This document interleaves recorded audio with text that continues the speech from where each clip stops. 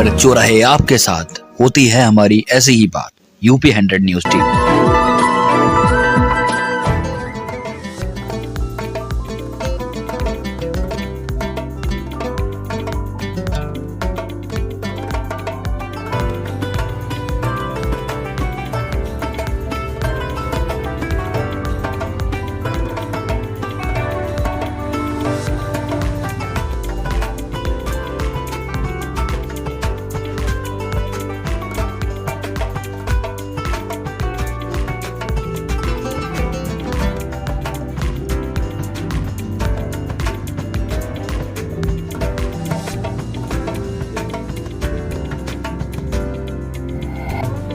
प्रतापगढ़ के किसान मंदिर के बाद भारत में पहली बार बनकर तैयार हुआ कृषि मंदिर। बहुचर्चित कंपनी रेडको खैतान के परिसर में मंदिर का हुआ उद्घाटन। मानव जाति तथा उपजाऊ जमीन को बचाने के लिए बनाया गया मंदिर। इस मंदिर से किसानों को मिलेंगी विभिन्न प्रकार की जानकारियां व सुविधाएं। अब आपके अपने शहर सिधौली में खुल गया है द रॉयल फूड कोर्ट। यहाँ आपको मिलेंगे कई प्रकार के स्वादिष्ट खाने। स्वादिष्ट खाना खाने के शौकीन लोगों के लिए अब आपके शहर सिधौली में शुरू हुआ है द रॉयल फूड कोर्ट।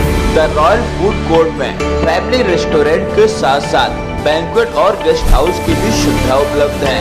सभी प्रकार के मांगलिक कार्यक्रमों, शादी, किटी पार्टी, बर्थडे पार्टी समेत अन्य कार्यक्रमों के लिए जल्द संपर्क करें। The royal food court Lucknow Delhi national highway पर सिधौली कस्बे से महज 6 किलोमीटर एवं अलमापुर मनवा के निकट स्थित है। तो अब देर किस बात की, जल्द ही बुक करें the royal food court. Bharat Hindu मान्यताओं तथा मंदिरों का देश है। भारत के विभिन्न क्षेत्र में कई सारे छोटे व बड़े मंदिर मौजूद हैं। भारत को मंदिरों का देश भी कहा जाता है। भारत मंदिरों के साथ साथ कृषि प्रधान देश भी है, किंतु धीरे धीरे लोग रासायनिक खेती की ओर बढ़ते जा रहे हैं तथा अपने परंपरागत जैविक खेती की पद्धति को पीछे छोड़ते जा रहे हैं। लोगों को भारत की पुरानी जैविक खेती पद्धति से जोड़ने के लिए एक विशेष प्रकार के मंदिर का उद्घाटन किया गया। बताते चलें कि इससे पहले उत्तर प्रदेश के प्रतापगढ़ में किसानों के सम्मान में किसान मंदिर का निर्माण कराया गया था।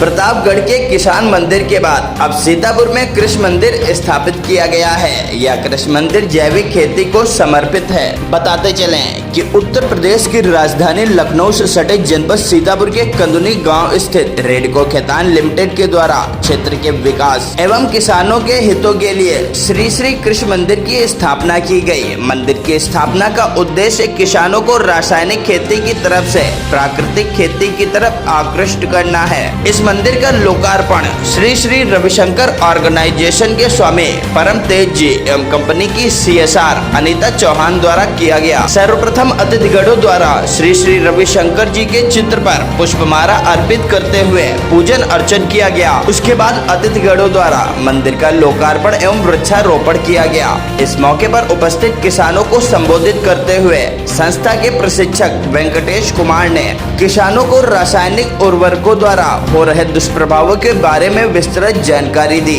तथा जैविक रसायनों के प्रयोग से प्रकृति से मानव जीवन पर क्या असर होगा, इस पर भी विस्तृत चर्चा की। उन्होंने बताया कि धरती हमारी माँ है और हमें उसके स्वास्थ्य का भी ध्यान रखना होगा। वह स्वस्थ होगी तो हम भी स्वस्थ व खुशहाल होंगे। हमें रसायनों से दूर रहकर जैविक खेती की तरफ बढ़ चढ़कर हिस्सा लेना होगा, जिससे आने वाले समय में हम भी स्वस्थ एवं सुखी व समृद्ध हो सकेंगे। क्योंकि आज देख रहे हैं कि आज मानव जाति जो है वो आज के दौर में कितना ज़्यादा वो द्रवित है बीमारी से, फिर और भी मानसिक तनाव से, माने पूरा प्रकृति कहिए कि करा रही है। तो ये कोई एक अतिशयोक्ति नहीं होगी, जिसमें जीव जीवाणु हो गए, पशु हो गए, बहुत सारे ऐसे तो जीव जीवाणु हो गए, बहुत सारे ऐसे पक्षी की प्रजाति हैं जो कि विलुप्त प्राय हैं, बिल्कुल होने चले हैं। तो उसी का एक प्रयास है कि इस धारा को बचाना है, लोगों के स्वास्थ्य को बचाना है, पर्यावरण को बचाना है, जीव जंतु को बचाना है। मैंने कहिए कि बस सारे चीज़ों को यदि बचाना है तो उसका एक सिंगल सोल्यूशन वही है कि वो प्राकृतिक कृषि की तरफ हम लोग लौटें और किसानों को इसके बारे में इक्विप करें और सारा ज्ञान को सही तरीके से उनको दें। तो उसी का एक प्रयास किया गया है, एक मंदिर का शक्ल देकर के। कि मैं समझता हूँ कि इस धारा पे पहला मंदिर होगा जहाँ इस पूरे सृष्टि को बचाने के लिए जो है ना प्रैक्टिकल वे में, जहाँ पर आके कुछ सीख करके अपने कुछ कर सकते हैं ठीक है ना, उससे उनको फ़ायदा होगा, तो ये पहला मंदिर है। इससे लोगों को क्या क्या फ़ायदे होंगे? इससे फ़ायदा तो सबसे पहले तो किसानों को, ये तो बता दिया कि पूरे प्रकृति को फ़ायदा इससे है, क्योंकि ये काम कहें कि हम आपके लिए भी कर रहे हैं तो इसमें कोई गलती नहीं होगी, क्योंकि आपके घर में भी कुछ लोग ऐसे हैं, जैसे पंजाब में देख लीजिए, भटिंडा वगैरह में वो कैंसर का विस्फोट हो चुका है, जैसे आज डायबिटीज का विस्फोट है ना, वैसे ही आपका आगे आने वाले समय में आपका कैंसर का भी विस्फोट होगा।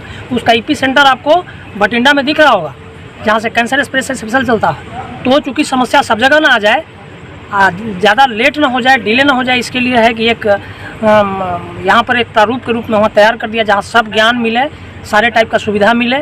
ये कंपनी की तरफ से सबसे बड़ा तो मैम का कहिए कि मतलब वो इस काम के लिए तैयार हो गई। मैं तो पूरा बता रहा हूँ, 1000 किलोमीटर का काम, ऐसा नहीं बंगाल में घुमा, झारखंड में, बिहार में, उत्तराखंड में, एनसीआर वाले इलाके में, यूपी में, तो ये पहली ऐसी व्यक्ति मिली है। और सर ये लोगों का, इनका टीम जो कि इतना तेज़ गति से जैसे कि इस काम में लग करके आप पूरे उसको ज़मीन पे उतारा है, जहाँ पर एक सिंगल साधने से वो सारी चीज़ सर जाती है, प्रकृति भी और मानव स्वास्थ्य से लेकर वो सारा चीज़, आर्थिक उन्नति भी किसानों का।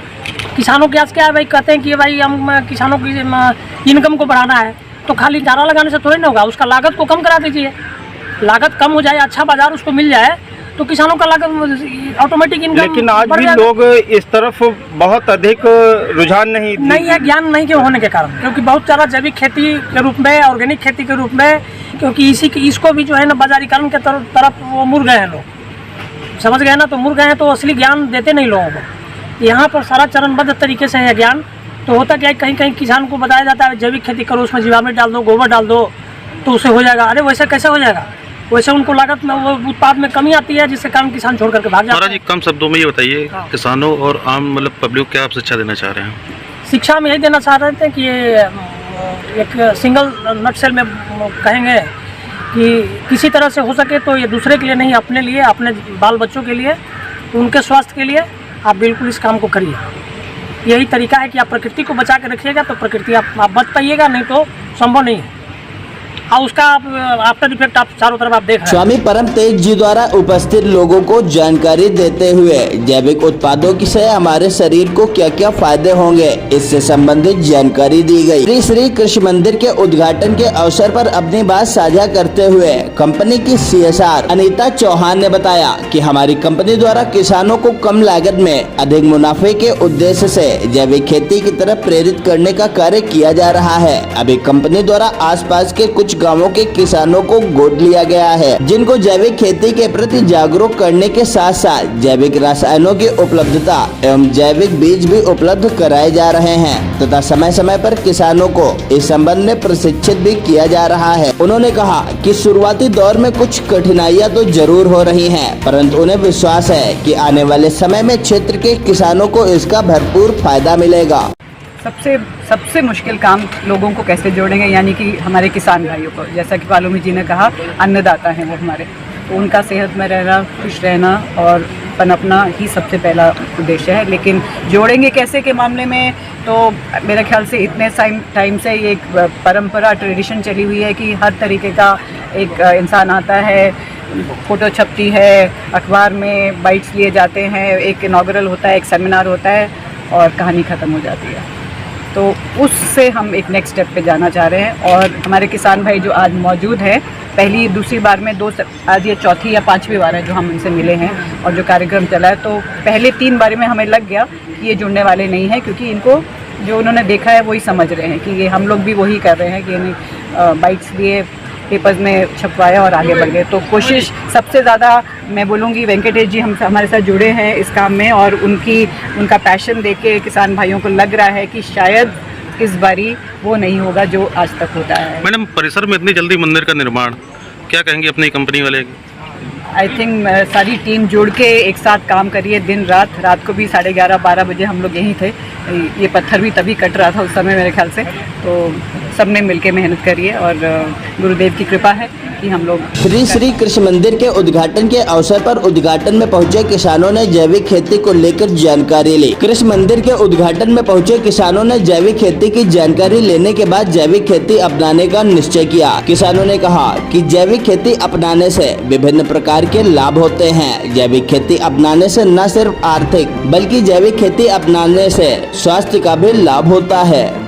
भाई साहब, आज जो रेडिको द्वारा जो कैंप चल रहे हैं, क्या फायदा आगे नजर आ रहा है आपको? उसमें सर बहुत सारे फायदे हैं। उसमें जो है किसानों को जो है जीवामृत और गोवर्धन और जो है बहुत सारी चीज़ें रेडको द्वारा उपलब्ध कराई जा रही हैं। और एक लोग जागरूक भी किया जा रहा है कि इस तरीके से खेती करिए, यूरिया न डालिए। तो किसानों के लिए फायदेमंद है, फायदेमंद है क्षेत्र के लिए, किसानों के लिए बहुत फायदेमंद है। और किसानों को बीज भी उपलब्ध अच्छा, रेडिको द्वारा इस तरीके से कैंप लगाए जा रहे हैं, फायदा लग रहा है आपको? जी जी। कृषि मंदिर के उद्घाटन में पहुंचे किसानों को जैविक खेती के विषय में विभिन्न प्रकार की जानकारियां दी गई। इस अवसर पर किसानों को बताया गया कि जैविक खेती से किस प्रकार अपनी धरा को बचाया जा सकता है। रासायनिक खेती से उपजाऊ भूमि बंजर हो जाती है। रेडिको खितान लिमिटेड कंपनी कंदुरी गांव स्थित प्लांट के अधिकारी विशाल शर्मा ने बताया कि शायद धरती पर यह पहला कृषि मंदिर स्थापित किया गया है।